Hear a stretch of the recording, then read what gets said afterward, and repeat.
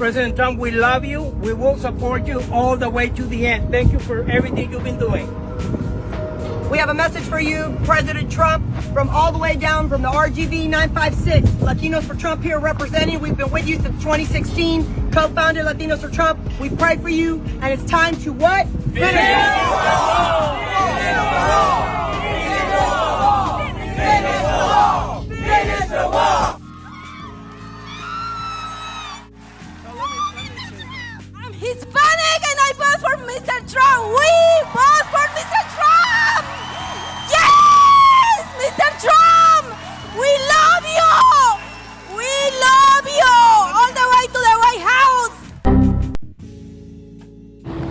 Beyond betrayed. They used us. They actually, during the campaign, and I don't want to make this political, but during the campaign, the elected officials from the Republican Party, they actually told us that he was not going to touch the documented people. Easy to taunt, easy to trick. I'm Selene Speaks, and welcome back to my channel. What happens when nearly 300,000 immigrants lose their legal status overnight? According to the Trump administration, it's simple. They get in line for deportation.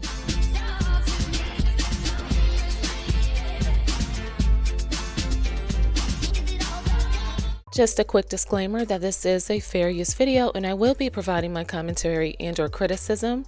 Let's get started. So did the immigrants with temporary protected status get tricked? Most would argue no, because they didn't listen when Donald Trump was campaigning. TPS, better known as temporary protected status, was created to protect immigrants from countries facing crises like war, natural disasters, or political instability. TPS allows its recipients to live and work in the United States temporarily, but it was never a pathway to citizenship. So the recent decision from the Trump administration to cancel TPS is putting thousands of these immigrants at risk for deportation. Approximately 300,000 Venezuelans will be affected by the cancellation of TPS. Many of these people have been living in the U.S. for years, started families, and have careers. So let's go ahead and take a quick look at this video. Conditions have not changed.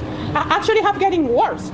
At a press conference in Doral Monday, Venezuelan Americans denounced the Trump administration and South Florida Republicans. More than betrayed. Beyond betrayed. They used us. They actually, during the campaign, and I don't want to make this political, but during the campaign, the elected officials from the Republican Party, they actually told us that he was not going to touch the documented people. I didn't think the suspension of TPS was warranted at this time. Venezuela certainly is not a safer place today than it was when TPS was issued. And so I'm not in favor of everything that the Trump administration has done. On Friday, Jimenez sent a letter to DHS Secretary Kristi Noem urging her to make sure law-abiding Venezuelans are not unjustly penalized. We need to focus, and this administration needs to focus on putting out the fire, which is getting rid of the Maduro, the illegitimate Maduro regime. Expire this April, another group will likely see those protections expire come September. Where's the accountability? Donald Trump has always been transparent with these people while he was campaigning. Donald Trump never hid his stance on immigration. From day one, he made it clear that undocumented migrants, whether criminal or not, were subject to deportation. And also in his first term, there were mass deportations, expanded ICE operations, and strict enforcement. So I'm confused, like, what didn't you learn from that? So that in itself was obvious and clear to most people, his immigration stance. And the fact of the matter is that the Venezuelans and the other immigrant groups were never misled or used. They just did not listen when they were warned. The other thing that they need to realize is that TPS was always temporary. The T in TPS means temporary. It's not a green card and it never guaranteed permanent residency. Although the United States grants TPS to people from countries with war, disasters, or instability, when the government decides that those conditions have improved, that's when the TPS ends. And they also misunderstood how the program works. And we also need to talk about how a clean record cannot save your temporary protected status. President Trump's aggressive immigration policies is not just about targeting the criminals. It's about removing all undocumented individuals, period. And having no criminal record does not make you an exception.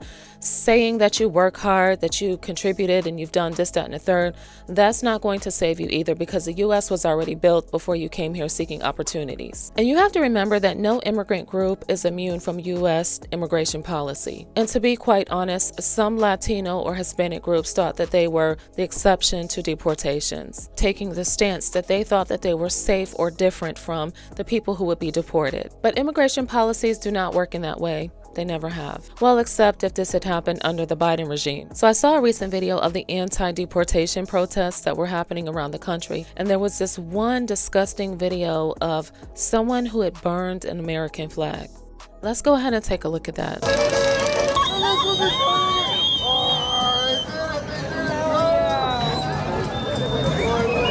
So disrespectful. So disrespectful.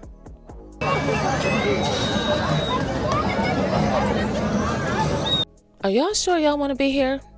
How are you going to burn a U.S. flag on U.S. soil, but you want to be in the United States? How are you going to burn a U.S. flag on U.S. soil and then turn around and fly the flag of your home country over ours that you're burning? But you want to do all of this on U.S. soil and stay here? You have no allegiance to the U.S. If those are your thoughts, then you definitely don't deserve any type of citizenship here. Go back home if you want to burn a U.S. flag. Otherwise, show respect for the people and the land that you are occupying for the time being.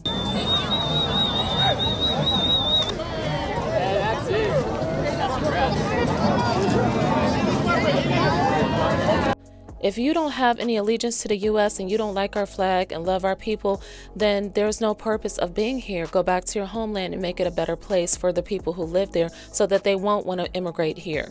Otherwise, show respect for the people. And a lot of these people were also out there blocking traffic, preventing people from getting to where they needed to be. If there was some emergency, and God forbid if someone needed to use the highway like an ambulance or a fire truck, they probably wouldn't have been able to get through, or there would have been a delay because these protesters, number one, were out there unlawfully assembled, and two, they were blocking traffic on the highways and had everybody in a gridlock. And thankfully, they did not come across anybody who was having a bad day, because unfortunately, there have been people who have barreled their vehicles through crowds simply because they were having a bad day or they were mentally ill.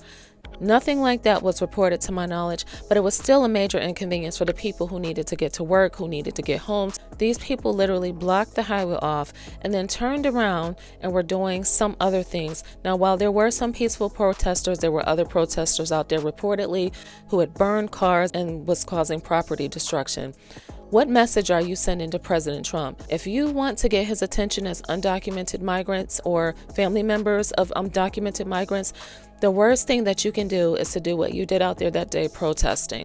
It's not going to help your case or your people in any way. Quite honestly, everybody knew that the mass deportations was coming even before Donald Trump took office, even before he was elected. In fact, he ran his whole campaign on the idea of deporting undocumented and also criminal individuals. But I will tell you this, these people that were coming here and doing these crimes and in these catch and release programs where they will be arrested and then immediately released into the community, that's gone. Those days are over. What do you think? Do you feel that they were very naive and chose to think that they were better or safe? Let me know what you think by leaving a comment. And that's it. That's all I have to say for now. Don't forget to like the video, subscribe, and share this video with anyone else who likes this type of commentary. Until next time, thanks for watching.